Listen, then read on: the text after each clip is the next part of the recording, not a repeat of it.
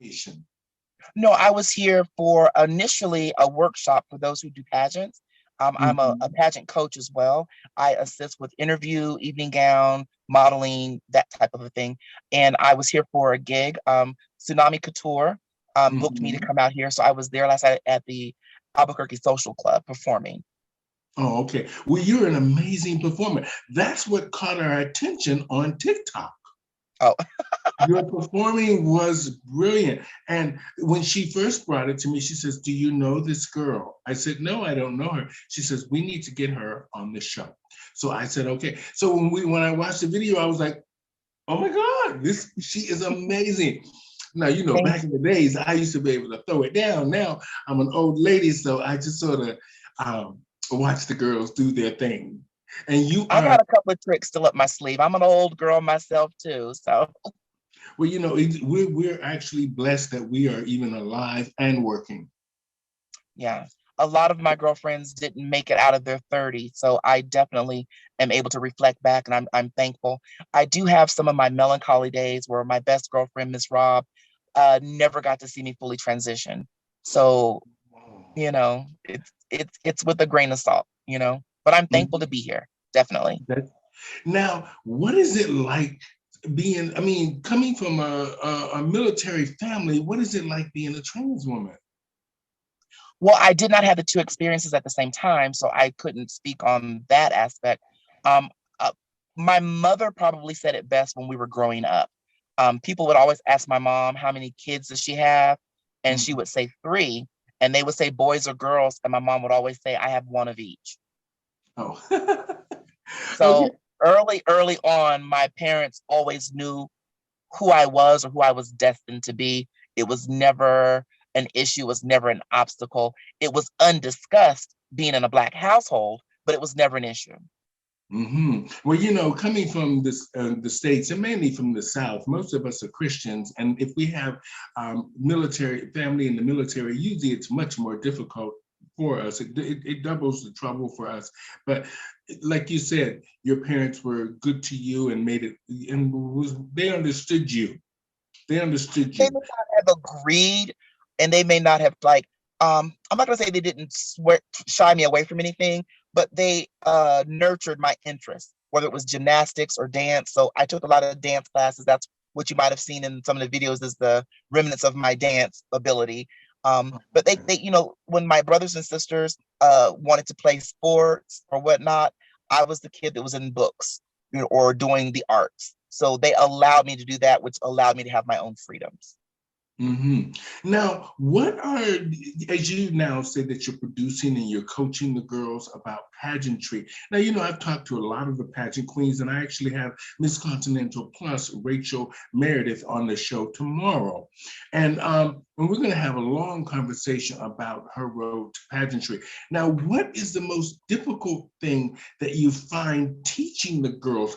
Because, I know back in the days, they used to have these clubs to sort of, in other words, try to teach the girls how to walk, how to talk, how to act more feminine or to appear more realistic. And of course, as RuPaul would say, sachet and Shantae and, all these kind of things. So how important is your role to teach the girls or coach the girls into, is this about reality for pageants, or is this just about the stage presence for now?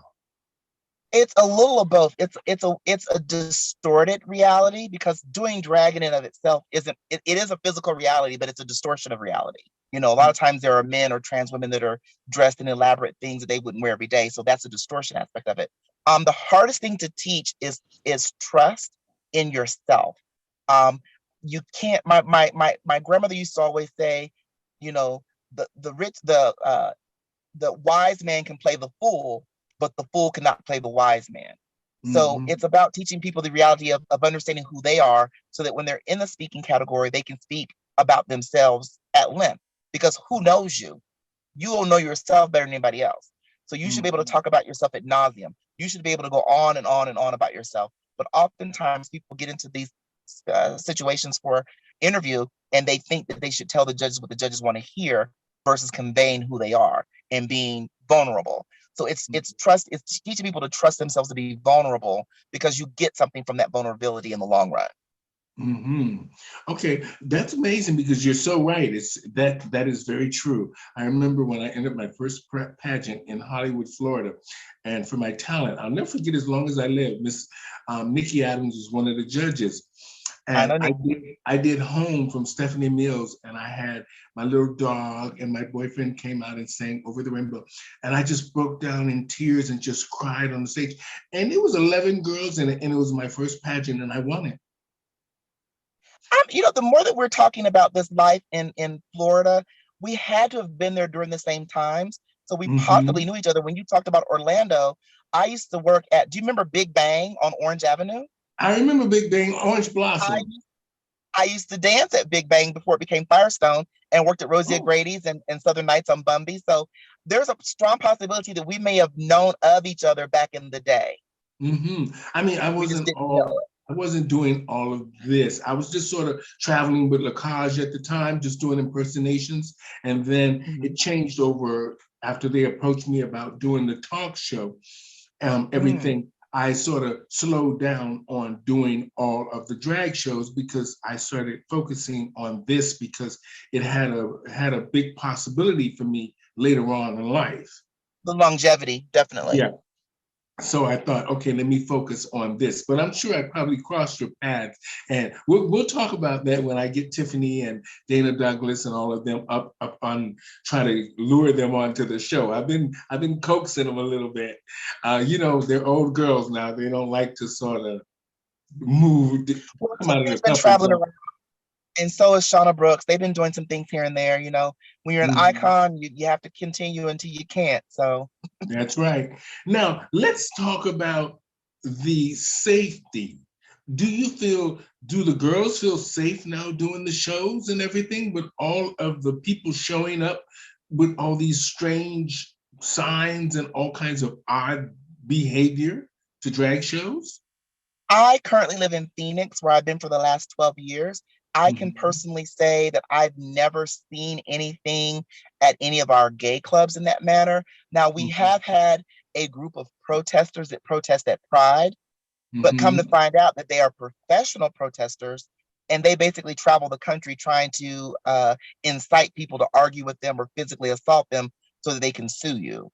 But as Oh. far as that, I've never dealt with any adverse people at any of the shows that I've been at. And I work at a lot of venues that are considered straight venues.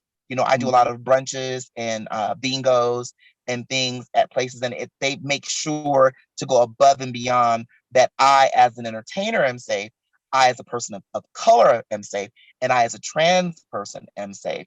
So I'm Mhm. thankful for the venues that I choose to work with because they absolutely look out for my best interests. Now, I want to talk about just, and then we're going to get into a little bit more about you, but I want to bring this up because I really want your opinion about this. In the last few years, I've watched RuPaul's Drag Race. I don't watch the show on a regular because I it's irrelevant to what I really think about the show and drag.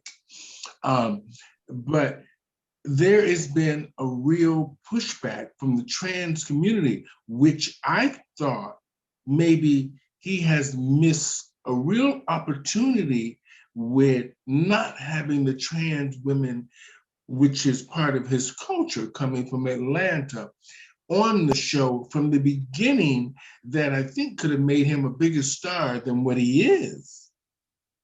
Now, Um, I respectfully have to disagree.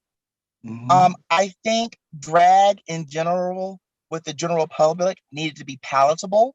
So being able to see these beautiful creatures as handsome men or in men in general kind of softened the blow. The reality is, like people like Candace Kane or Tulsi, who've done mainstream movies as trans women, um, it's not always palatable. Oftentimes in the straight community or in the community at large, they're used to seeing Medea. They're used to mhm, seeing Tootsie. They're used to seeing Miss Doubtfire. They're not used to seeing beautiful women. And that's where mhm, the pushback comes in. I also think that as a trans woman myself, I would have loved the opportunity to be on RuPaul's Drag Race, but I also understood that that's not what he wanted. It's his show to do as he chooses. So I don't have an issue with it. I know that that show's not for me. Just like when it comes to different pageantry systems, they're not a fit for me. I shouldn't force him to have to change his outlook and what his desire was for his show. I wouldn't want someone coming to me and telling me that I need to change my outlook and my desire for my show. So why should I do that to him? I Mhm. think it's interesting that so many of his contestants, after appearing on the show, have transitioned and they've been able to Mhm. come back as all stars. So we do have some representation in that aspect. But I think that if he would have had trans women on from the beginning, I don't think he would have had all the seasons he had because there would have been a pushback, in Mhm. my opinion. They're just Okay. not ready. They're ready for comedic roles. Milton Berle, Shanae. They're used to Mhm. that. They don't want to see gorgeous women that makes them think that less of themselves. Mhm. They're just That's a not. Yeah. that's a great answer. Great answer. And it sort of opened my eyes to something that I think that I thought differently. Um, and I want to say thank you for that. Let's talk about silicone. You know, a lot of the girls in the States have been to the kitchen doctors looking for perfection and looking to fit in to sort of get the opportunities to do the shows with the girls who are, like you would say, like them. And Hmm. um, what do you think about the silicone doctors? Why have no one actually tracked down these people that might have uh, not necessarily intentionally um, harm or put these women in, or people who felt they were different or were looking for perfection, that have died or had some, we're having a lot of medical conditions now, such as, I'm not going to say the girl's name because I know a lot of them that did went to the doctors, and I hung out with a lot of them. So I actually went to a lot of the appointments and actually sat in the car because I refused to go into the place. But what do you think should happen? Why isn't the government or the community itself not looking for these people who have done this? They're I believe a talking lot of about people, it. They're well, talking about it, because but they're not no looking. one's hiding, everybody's in plain sight. People know who they are.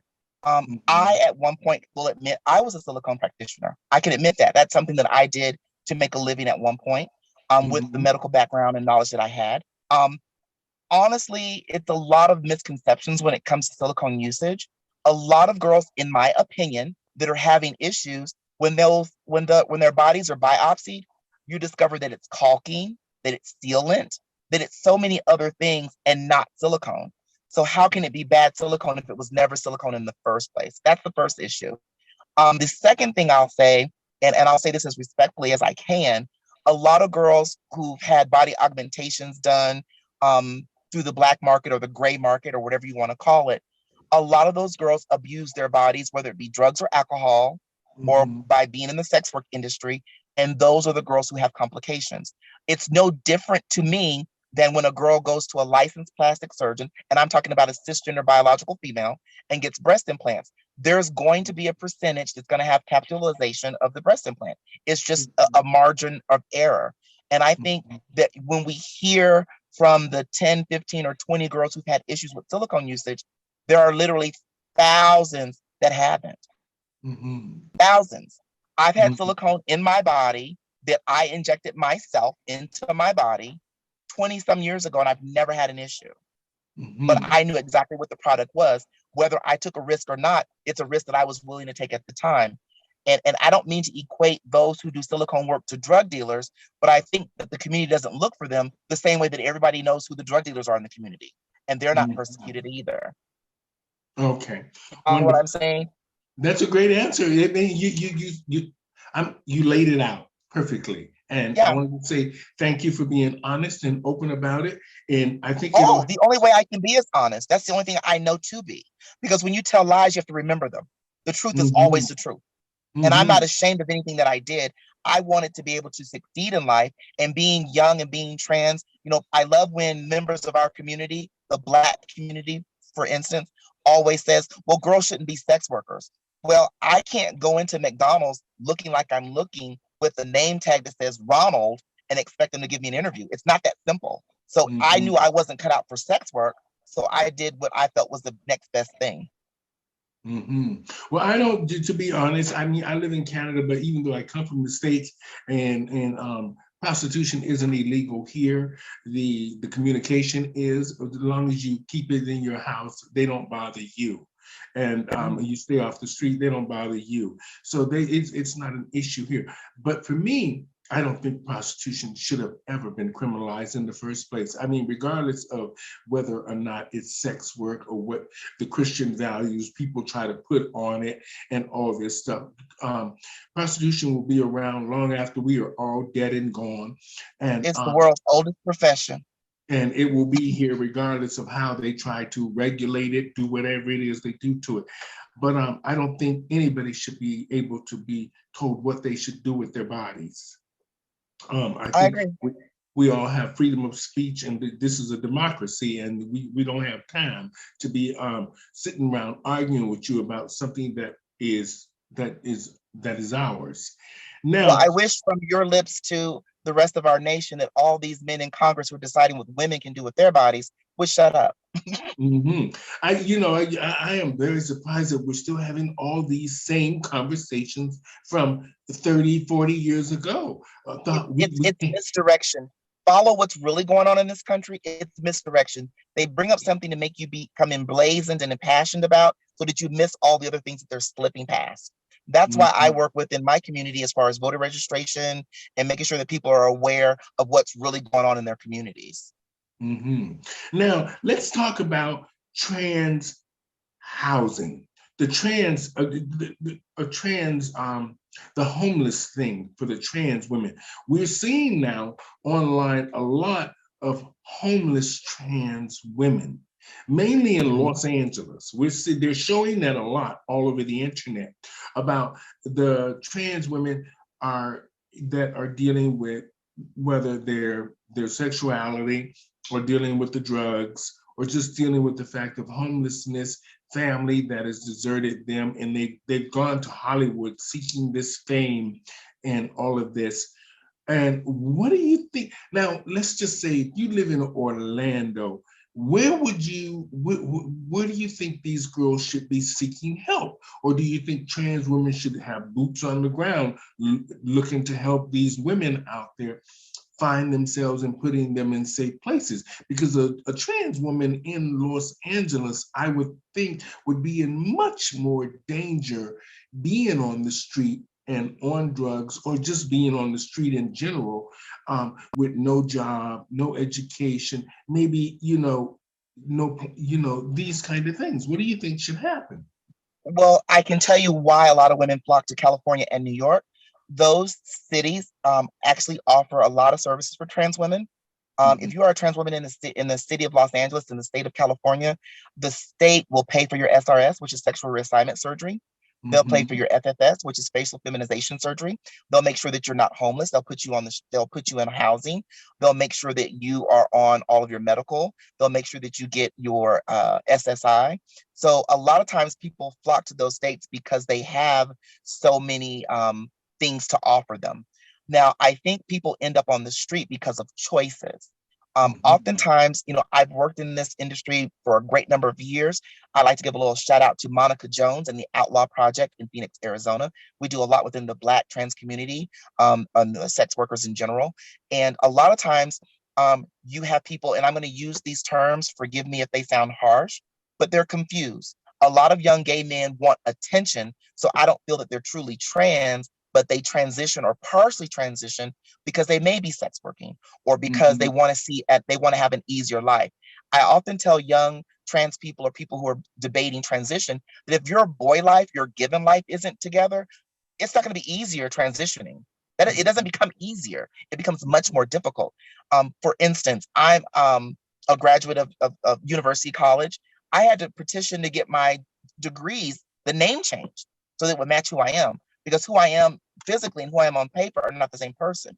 Mia Inez Adams has never gone to grade school, elementary school, junior high, or high school, much less college. You know what I'm saying? So you have to mhm, really take into consideration all the things you have to give up to transition. So mhm, oftentimes I feel that these young trans people, they see the opportunities that they can get in these states and they move to those states And sometimes to follow the law, you have to be homeless in order to receive the services. So I think sometimes they purposely make themselves homeless because it gets them into programs faster. Now, Mm, in that time that they are actually homeless, they may be on the streets soliciting, selling themselves, using drugs to dampen their resolve and how they feel about themselves. And sometimes the drugs take over and it can give them mental disconnects and so on and so forth. But a lot of cities, Howard Brown in Chicago does a lot with trans women. In Los Angeles, I know for a fact, multiple girls who moved there with the intent of having their sexual reassignment surgery, which they were able to facilitate by being there. And I know New York does the same thing. So some of these larger cities, I don't want to say they lure girls there, but there is a network, an unknown network of other trans women that we talk to each other about surgeries or different things that we do. And they say, hey, come to California, you can get what you need if you come here. You may have to be on the mhm, streets for a couple of months or find you a place to stay or get you a sugar daddy or something of that nature. But in the mhm. end, if you can survive that homelessness, you can get what you need. Okay. Now, I want to talk about this now. We're going to talk about you. You know, you're an amazing speaker and you're very good and you should be a coach. I A am. I mean, and I want to talk about this. Now, this is a personal question. You don't have to answer it, but because she wrote this here and I just thought that it's relevant because Okay. when we're doing the shows, now, when you are doing the shows and you're performing afterwards, when you're greeting the audience, do they address you? Some people, I mean, we know they call you Mia Inez Adams and stuff, but do the audiences, like you said, heterosexual, do they consider you a trans woman or a drag queen? In all of my years of doing drag, I've never been a drag queen. From the beginning, I've always been a female impersonator or a female illusionist, Okay. someone who does drag. When I perform places, I have had people say, you know, what do I call you? And I got this response decades ago from my girlfriend, Alexis Davenport. I simply look at them and say, call me what you see. So I never have problems. I'm always, ma'am, well, I see a woman, then that's who I am to you. You know what I'm saying? Mhm. I never have those issues. And also, being very well endowed on top with, double E cups doesn't hurt. So Oh, I mean, to be honest, I would have never known. I could have walked right past you and would never. I mean, now, oftentimes people say I give them auntie teas. I don't like a lot of the girls use the word living stealth. I don't intentionally try to live stealthily. I just think that my aesthetic is very, oh, that's somebody's auntie. So they glance at me and move on. they would never Some know. trans women have so much stuff done that they stop looking beautiful to me and they start looking surged. And then you look at them, you think, closer look, closer look, closer look. I think I know what used to be. Well, we're from Florida, and I'm from I party mostly in Miami, so I know what the girls look like, a lot of them. So, I remember um, Adorable Adora and all the girls and Gloria Klein. Yeah, oh yeah, I grew up with The days Gloria at the Klein. Palladium. Yes, I was there at the Palladium and the Monster in Fort Lauderdale and all of that. Yeah, Hmm. And we have to talk. We have to talk. okay, and so I want to talk about this here for a minute. When you are, let's say, how do you have an agent now getting the gigs for you, or do you personally get the gigs on your own? I don't see the point of paying someone to get me work. Okay. If I am the person that has to do the work, you know, I'm thankful to be able to stay busy at my age and to stay relevant and Mhm. to stay being able to stay booked. I may not get the fee that say the RuPaul Drag Race girls are asking, but what I do know is that I'm able to make a living. I've not had a job on paper since '96. I've just done Mhm. nothing but drag all that time. I was able to put my biological kids through college as well as several of my drag children through college. Purchase Mhm. homes, cars, travel abroad just from doing drag. So this is and has been my profession for a great many number of years. And I'm thankful for that. And I don't see the reason to change it up at this time. I see the Wonderful. need of an agent. This is amazing, amazing. You're teaching me so much, and you're talking about, you're saying things that trans women probably should have been saying. I've been talking to a lot of them, so a lot of them, you could be a great coach for a lot of them, and I'm just Well, saying. I have an ideal of something I want to do, and I want you to listen to this word. I've always wanted to start a network, and I wanted to call it Mother May I, where I would Mm-hmm, have a place where if you lived in Apopka, Florida, you could type in and find a mentor in your area that could help you with things. And that's something I've mm-hmm. always wanted to do. I just don't have the know-how. But one day you will see an app called Mother May I, and I want you to know that that's my app. It's going to be for me. All right. Now, let's talk about this here just for 1 minute.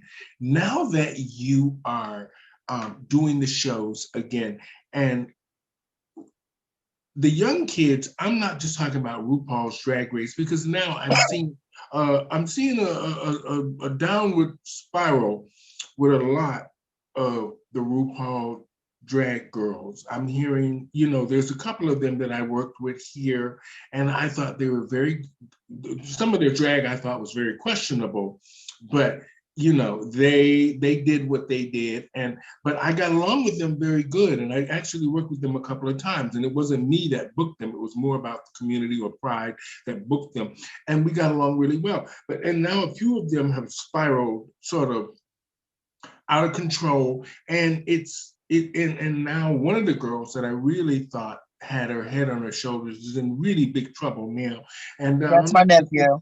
My Yeah, nephew. and I'm not going to say who she is, but me and her, we hung out so many times together, and I feel bad. But I wanted to ask you, what do you think the importance of the young children, because being on RuPaul's Drag Race, they get these big heads, but I think the importance of the drag mothers is really important.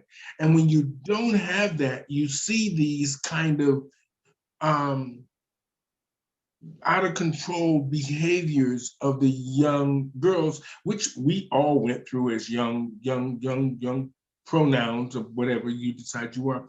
How important is it, do you think these young kids should have a drag mother? Well, I am a drag mother of a prolific, Mhm, large family.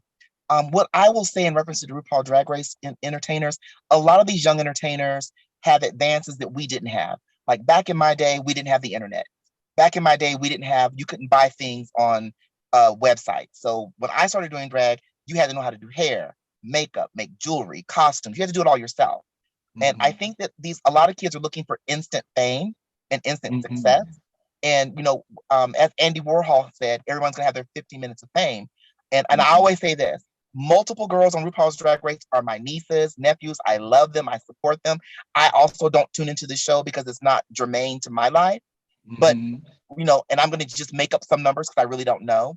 But there have been at least 13 seasons with 13 girls per season. So that's roughly 169 girls who've been on the show. We only ever hear about 5 or 6 of them that work. Mhm. That's a fact. The Yeah. majority of them go back to obscurity because they had questionable, or a lot of times some girls have been doing drag 4 or 5 months. I know and I'm not gonna say her name, but I'll say her name, Willow. She's from Denver. She had been doing drag a short amount of time, got on the show, managed to win the show. And some of these girls will contact me because they don't know how to enter, they don't know how to book, they don't know how to travel. They've never had to do that because they got this instant success, which they were not prepared for. And I Mhm, do apologize if saying Willow's name is disrespectful. That's not what I meant to say. I was using it as an example. But I think that's mhm. why so many girls who've been on those shows start to relegate back to working at home. Those who didn't piss off their communities, I can go make $500 or make $5,000. Now they're trying to work at home for them $75 and $200 booking I because said they were that in over their many head. I said that long time ago about what are you going to do when you have to go back to your community and they already know who you are. They've seen your act. They know that just because you've been on the show, we might give it to you one time, but the next few times you're going to get what everybody else is getting here. But I said something to Dina Cass years ago, and I said, these entertainers who are on this drag race show, it's a reality show that does drag Mm-hmm. and makes people in the stars. My reality is that I do drag and I am a star. Mm-hmm. I That made is my great. name one show at a time. starting off with Lady Chablis and all them doing $10 shows. Oh my Girls God. nowadays will Jeff walk Lee. out. Oh yes, we have Yeah, to Miss talk. Peanut, Miss Peanut. Yeah, girls nowadays will walk out on the stage and think they should get the same pay that I get. And I often tell, like I tell a girl a couple of weeks ago, where do you work during the day? And she said Amazon. And I said, is there somebody who's been there longer than you? Oh yeah, Mr. Thomas been there like 13 years. How long you been there? 2 years. Y'all make the same thing? No. Well, aren't you just putting packages on a conveyor belt? There's no skill in that, right? But why is he making more than you? The same reason I make more than you doing drag. They pay me for my experience. Not better than you. I'm not pretty than you. I may not even be more talented than you. But what they're paying me for, compensating me for, is my experience. That's And why that's something, people don't and that's why realize I'm that's still why you here. fill out applications. That's why you fill out an application. They're just looking for the experience. They're not Yeah. looking for anything else. They can see you visibly already. They're looking for the experience. What can you bring to the table, to the company, and what can you do to help us? And not having a big head, but I often tell people, if I was to go on Facebook right now today and say, I'm gonna do a couple of numbers at the 7-Eleven on George Street, somebody gonna show up just to see if I do it. You know what I mean? Yeah. And my name evokes an idea. They know when they have me on as Adams, they're going to have a sober entertainer that's not doing drugs, or that I'm going to be on time, that I'm going to have clean and beautiful professional costumes, that I'm going to have nice hair, that if I have to share a dressing room with male exotic dancers, that I'm not hitting on them or being disrespectful. And these are things that they know come with me because of that's who I am. That's the precedent I've set out for myself. So they know when they book me, they know what they're going to get ahead of time. Wonderful. You know, it was great talking to you. We, like you said, we'll have to catch up down the road. Definitely, Now, definitely. let's talk about you and what you're doing now. What are you actually doing now? I see you're I'm producing. traveling. I'm getting ready to. I've been a pageant promoter within the newcomer systems for a great number of years. I have a new endeavor with Ultimate Star Newcomer. It will be February 26th in Phoenix, Arizona, under the direction of Daryl Newman and Demetrius Thomas, our national title holder, which will be at my house on December 8th through the 20th, is Stacey Alexis Davenport. When I was a promoter within the US of A newcomer system, I was promoter of the year 9 years of the 12 years that I was a promoter. So I'm thankful for that. I believe that each one reach one, teach one. The kind of drag that I appreciate, if I want to see that continue, then I have to invest in that. I often say to the older girls who want to read the younger girls, don't read them if you're not willing to correct them and teach them. Because reading them doesn't solve a problem. It just makes you look like an ass. So don't be an ass. If you want to read a girl about her bangs, grab you a teasing comb and show her how to fix them bangs. Otherwise, keep it nooch. I've been in a relationship for 3 years with a wonderful man. Shout out to my boyfriend, Ramon. I'm so thankful for that. Hi, Ramon. He and I are just traveling. We just got back from Hawaii in October. My birthday's in January, so we're going to be going back to Hawaii on the 23rd of January through the 28th. Next October, which is almost a year away, but we'll be going to New Zealand for the month. So I'm just really enjoying my twilight years. And I'm so, like I said, I'm so thankful to meet other entertainers like you who've had longevity in this industry, because we can sit back and start counting all of our fallen sisters. And sometimes that's good for the soul, because it makes me feel so thankful that I am still here, because I know it wasn't easy, but it was through God that I was able to be here and be who I am today. And I want to make sure that every opportunity I have, I want to leave a positive note on someone's life. You know, there's enough. I always tell the young queen, there's enough bitchy queens out there. Why be another one? That's true. That is so true. You know, when I first started doing this, I'm not going to say who he is, but he kept bugging me on Twitter. He says, I watch your stuff online. He says, you don't try to get popular or nothing. I know you're making decent money, what you're doing in the shows up there, but what you write and what you say tells me that you are a talk show host. You could create a talk show for the LGBT community in a sense. And he says, but the way you do it is when I watch your stuff, it's like watching regular TV that includes everybody. And he says, maybe you're doing this intentionally or unintentionally, but it's a good concept. And I think you should pursue it. So I ignored him because I thought he was maybe, a tranny chaser or something, or just. That's not a good word. I know, I'm just saying that's what they would call him. We're having kitchen talk. Yeah, I get it. Okay. And So once I understood, he kept messaging me and saying, I want you to get off your ass and do this.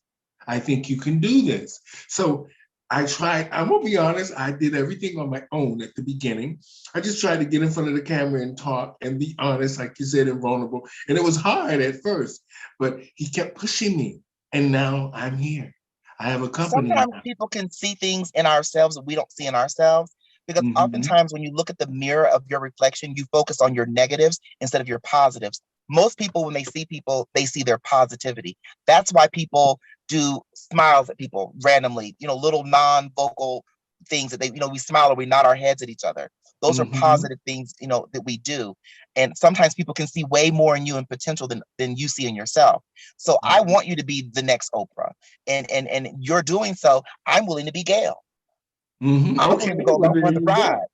It's so I do funny. also want to give a shout out to the ladies that I do a podcast with on Thursdays called Lesbian the Rainbow, with Mhm. Seduction Dickerson, Chris Lynn, and also with the reigning Miss US of A Diva, whose birthday is today, by the way, and her name is Oh. Kamala. So I'm so thankful for her, Chameleon, yeah, Dickerson. So we do something on Thursdays called Lesbian the Rainbow, where there's a lesbian point of view, there's Mhm. a lady that's married to a trans man, her point of view, there's a cisgender straight female's point of view, and I have the trans point of view.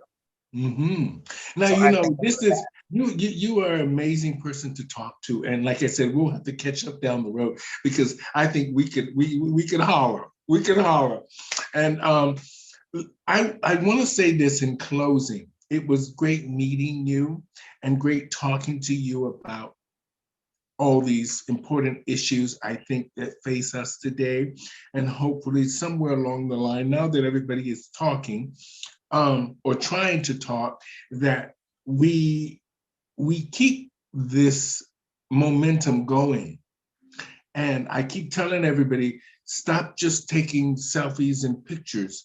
We're in a digital age now. When you make things more digital, they can now see our lives, see what we're doing, seeing that we have actually been doing this all along. But nobody heard us because they couldn't actually see us doing these things. So now we live in the digital age.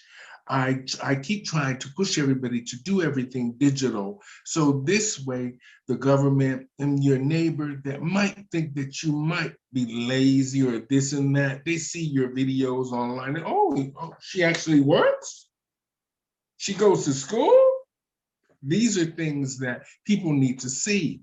And this is a good thing. You're working, no matter what job it is you're doing, and you're keeping it digital, whether you're going to the grocery store or you're just sitting having coffee with friends. These are things people need to see that says that we are part of their community, and they might, like you said, they turned a blind eye to us too long. That we're So, the fabric of America or whatever country you're in. I agree. so let's keep it digital. That's what I'll say. That's what she says. And I just want to say, Mia Inez Adams, fabulous performer, entertainer, and life coach, and just doing amazing things in the world of drag, female impersonation, or whatever the pronoun is that you are. We just want to say you're contributing a lot. You have a lot. I think that your insight is amazing. And I think we could laugh and holler about the old time.